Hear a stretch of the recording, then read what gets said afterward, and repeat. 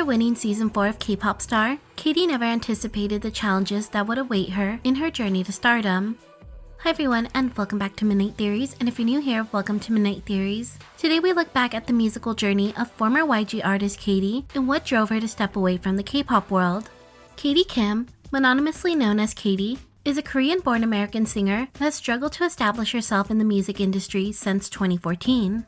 Before immigrating to the United States, Katie, who was born Kim So-hyun, grew up in Bunchan until the age of 10. Her family eventually moved to the US and resided in New Jersey. Katie grew up speaking both English and Korean and was exposed to a wide range of music. As she got older, she realized the best way to express her feelings and emotions was through music. She began singing in school, county, and state choirs, but didn't take it seriously until she hit high school. She eventually followed her passion for music at the Berklee School of Music. For 2 years, Katie studied jazz at the prestigious school before dropping out due to financial burden. Kim shared with Nylon, "When I dropped out, I didn't really know what to do. I just thought I should go into the field. But then, I saw a poster for K-Pop Star, which is huge in Korea. They were holding auditions in New York, so I decided, why not try it out?" The next thing she knew, she hopped on a plane to South Korea, her first time going back since her family left all those years ago.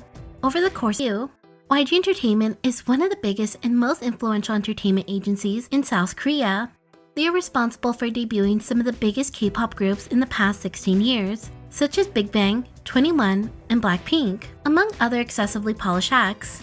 For this reason, they are commonly referred to as one of the big three. To say debuting under YG is a big deal would be an understatement. At the time, Young Hyun-suk, YG's founder, announced that they would do their best to train Katie and make her debut as soon as possible. Fans could only hope but trust his words, but couldn't help but feel a little skeptical. See, the thing is, YG has a reputation for delaying their artist releases.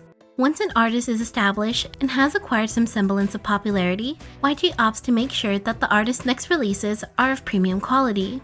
Unfortunately, the process of ensuring this takes a long time, and for most YG artists, it takes years. Several artists under the label have complained and spoken candidly about their frustration and limitations. Two prime examples would be Jennie from Blackpink and soloist E-Hi. I don't even want to go home. I want to do like 10 more songs if I had A lot of you guys are asking for a comeback. It's hard to ignore because it hurts my feelings just to read them and just ignore. I'm not ignoring, guys, it's just that we are not too sure. So since I can't give you an proper answer for your question regarding the comeback thing, I'm just gonna have to pretend I didn't see them. So yeah, that's my answer for now. I'm sorry, but we're always working on our song, our new song, our new album. So don't give up, guys. Let's not give up, both of us. Because of the harsh and lengthy process, the term YG Dungeon was coined. Since then, the term has become a meme in the K-pop community. Returning viewers couldn't help but comment on Katie's new appearance. In just a few short months, the singer had significantly slimmed down. When asked about her weight loss, the K-pop star alum answered, "I began to diet at the encouragement of the agency. I lost 10 kilograms by maintaining a balanced diet and working out." The MC then asked her, "YG has the best cafeteria food, right?" To which Katie responded, "YG has delicious food, but I couldn't eat it due to my diet." International fans were heartbroken to see her dramatic weight loss in order to fit South Korea's beauty standards. One netizen wrote, "She changed so much I didn't recognize her at first. I don't know what they have been doing to her." Another wrote, "Look at how much weight she lost. YG didn't force E-Hi to lose weight when she was preparing to debut." On the other side, the Korean public applauded her transformation and commented things like, "Weight loss is the best plastic surgery." The following year, Katie made another appearance on K-Pop Star Season 6. At this point, fans became frustrated with the company. The fans were left in the dark about Kim's progress and weren't sure if she would ever debut at all. Katie was not allowed to communicate with her fans or the media during her training period, which left many feeling even more frustrated and disappointed. As a trainee, Katie spent the next 3 years deep in development, where she recorded several songs and prepared for her debut. You heard me right, 3 years. While her contemporaries released music, climbed the charts, and even sold out tours, Katie's debut essentially got stuck in development hell. Katie and the company had a series of discussions about the direction of her music. The company was made aware that the singer wanted to approach a more Western style of music and sing in English. The singer explained that even though she won K-pop star, she didn't want to be labeled as a K-pop artist anymore. This was unfortunate news for the entertainment giant, as they had other ideas in mind. Katie went into detail with Nylon. I really wanted to sing in English because America is where my family is, and it's my home. And I think it was more natural that I sing in English rather than in Korean. I wouldn't really label myself as a K-pop artist, though it definitely affected me during my years in YG because it's a K-pop label. Katie's past did not align with YG, and so she was transferred under the care of YG's head creative consultant, Sin City, who previously handled Winner and One's careers. Now in the hands of Sin City, Katie went on a journey to find her musical color. The singer consistently traveled back and forth from Korea to the United States to work with foreign music producers. In the process, she participated in songwriting camps and wrote songs for her album. Song camp is where you get together in a studio with producers and writers and just start from the scratch and write a song. Before anyone knew it, Katie spent years in one of Korea's largest entertainment agencies with little to show for it. The last time anyone saw the artist, she was seen guesting on iKON's 2017 Christmas Live, but that was only because she was featured in Bobby's album. Katie's popularity was fading away and she knew it. She expressed that after K-pop Star ended, the Korean public started losing interest in her. It also didn't help that YG held her debut hostage for years. Fearing she may never have the chance to release her music, Katie did the unthinkable. After a frustrating round of setbacks and delays, Katie parted ways with the K-pop giant. It was a combination of her creative director's departure and her musical freedom that drove the singer to leave. In the 3 years of debut limbo, YG's creative director and Katie's main collaborator, Sin City, quit the company to start his own, now known as Access. Katie expressed that it only made sense to follow him. Sin City was the only person to understand her vision and let her explore her music creativity. The singer felt as though she couldn't produce her best work under YG, especially not under the watchful eyes of executives who had a hand in every aspect of the artists' careers. Rather than an entertainment bootcamp, Access operates as a creative collective platform. They are committed to creating quality original content in the form of music, image, film, fashion, and lifestyle. Instead of focusing on streaming numbers, the success of the artist is measured in autonomy. Their model is to be free and experimental, with no boundaries on the creative side. With Katie's career now in the hands of Access, they would manage her music, image, style, and promotions. They would also scout writers, composers, photographers, videographers, and other talented personnel for the singer. Basically, everything except distribution that would be handled by YG+. And just when fans thought it would be smooth sailing from here, things didn't go quite as planned. Just before Katie was about to make her debut, the singer's music video was tied in controversy. A week before the release of her music video, rappers C-Jam and Bill Stax, formerly known as Vasco, were arrested for repeated use of marijuana. How did this tie in Katie's debut? Well, during the filming for her music video, established artists in the R&B and K-hip-hop genres, such as Sick K, Zion T, Wonjae, Woody Go Child, and more were invited to partake in the music video. I have a personal question. So for Remember music video, right? You know how you had all those rappers on stage? All those rappers were very talented and had a name brand for themselves, right? Of course, yeah. How'd you get all of those rappers in one video? Oh, I didn't know any of them. Yeah, I wasn't really into like K-hip-hop or anything. Yeah. But the music director knew everybody, so Wow. got everybody together, which was great for me. Yeah, I got to meet a lot of new people. Yeah. I mean, when I saw that, I was just like, how much money did they spend on this? A lot. In the bunch, C-Jam and Bill Stax played a considerable role in her music video. Access responded to the controversy through a press release. They were deliberating over re-editing the video and heavily considering the possibility of filming additional footage.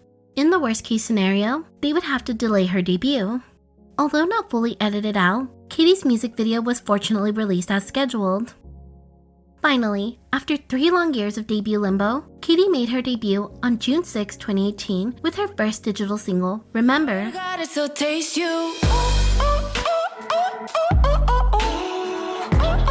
single draws inspiration from artists like Sinead Harnett, Her, and Nail.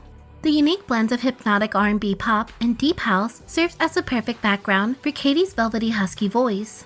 There's just something about her sultry voice mixed with her moody instrumentals that delivers tingles to my ears. Not to mention, the visuals are just as trippy as the beat work. Thanks to Access, the audience is visually gifted with a compilation of high-fashion editorial shots and aesthetically pleasing, color-contrasting scenes. The vision of luxury with liquid gold graphics and high-fashion acting adds to the experience. Leading up to her debut, Access dropped a series of teaser photos on Instagram, captioning it, "The Birth of Katie," aka her debut. Additionally, a concept film titled Katie, The Circle of Quintinity, was released on Access's YouTube page. The symbol is composed of 5 circles. It represents the singer's existence with a number of dynamic universes, as an artist and as a human being. The music video marks the beginning of her journey as an artist. The gold that's heavily featured in the music video is melted down and used to create a golden boat. The boat represents Katie's departure to a new universe, which represents the music industry. The music video was released on YG's official YouTube page, which made many fans confused.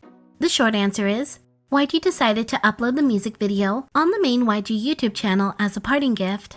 The long answer is, since Katie was one of the first artists to be distributed under the subsidiary YG+, the agency hadn't quite worked out how future artists under the sublabel would be distributed, and if their work would be distributed on the agency's main channel.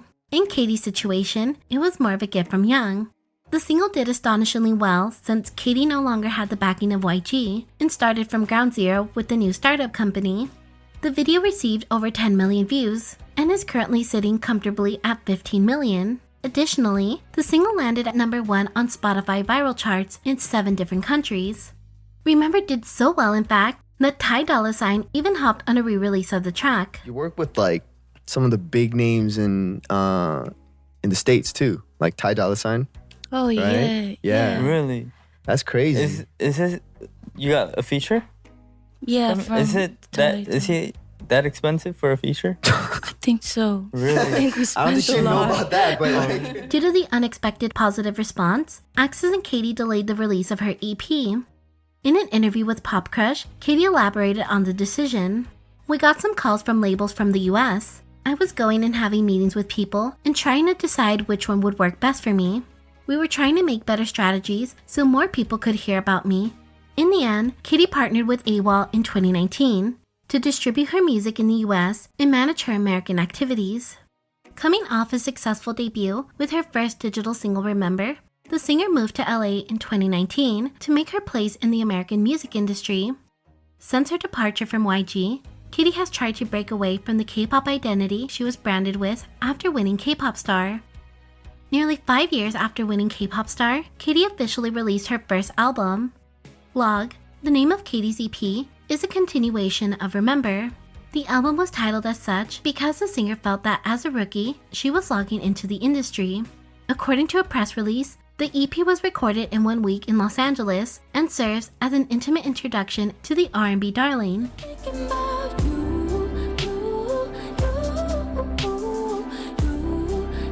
Thinking About You serves as the album's lead single.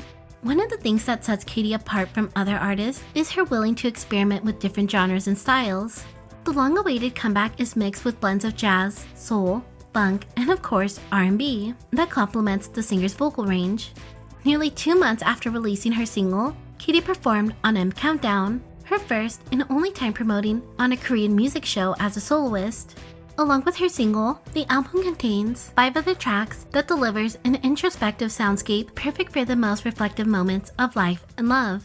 In 2022, Katie performed her lead single for the Grammys official YouTube channel as a part of the Grammys Global Spin music series. Grammys Global Spin is a concert series produced by the Grammys to promote global music. For some reason, the video has since been privated, but fortunately, a netizen uploaded a part of her performance on Twitter. After proving herself as a rising artist through her debut EP, the diva came back with her second digital single, Echo, in 2020.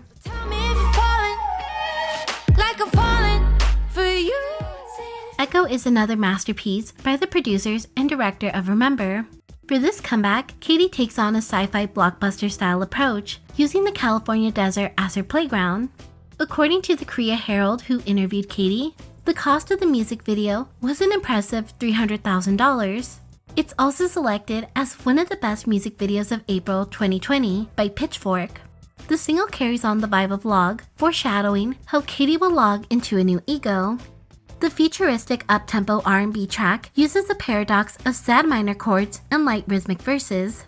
The distorted guitar and synthesizer filtering, paired with Katie's unique tone color, grabs the listener's attention and makes for a memorable, interesting track.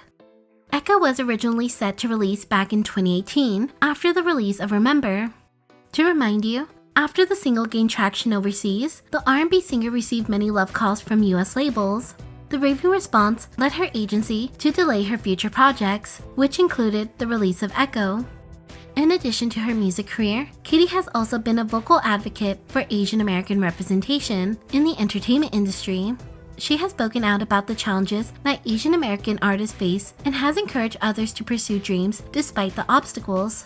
She elaborated, "I think the American culture is becoming more open and more accepting of minorities. And a small part of that is the whole new sensation of K-pop. I am happy about that, and I am happy to see K-pop groups succeed. It's great that people in America are able to see Asian faces in the mainstream media, as it's helping pave the path for others, selfishly even including myself." Catching up to Katie's latest album release, the 26-year-old unveiled her second EP, Our Time is Blue, in December 2020. The EP shares her worldwide view through soulful classic R&B sounds and lullabies. In part, the album reflects her struggles in moving forward with her music endeavors, as well as providing comfort to listeners. Before the singer released her EP, the album tracks were teased through teaser images. Fans were excited to see her new releases. In particular, netizens took an interest in the fourth track titled Foe. It reads, "The story behind Foe was from an experience with the record label. I thought everything went super well and we were getting ready to sign the paperwork, but everything fell through. I later learned that they were looking for a K-pop artist, and I wasn't really K-pop. They were interested at first, but later realized I wasn't what they were looking for. That's the story behind Foe. It's about them seeing me as this one thing, but I'm actually more than that. Don't judge me based on preconceived notions, and don't try to make me into who you think I am." As netizens read the explanation of Katie's new song, they began to question if the song was directed at the K-pop giant, since Katie's only known agencies are YG Entertainment and her current label Access. The album features 2 title tracks, Our Time and Blue. Both songs reflect her perspective on the state of the world, both based on her personal issues and those that affected us in 2020.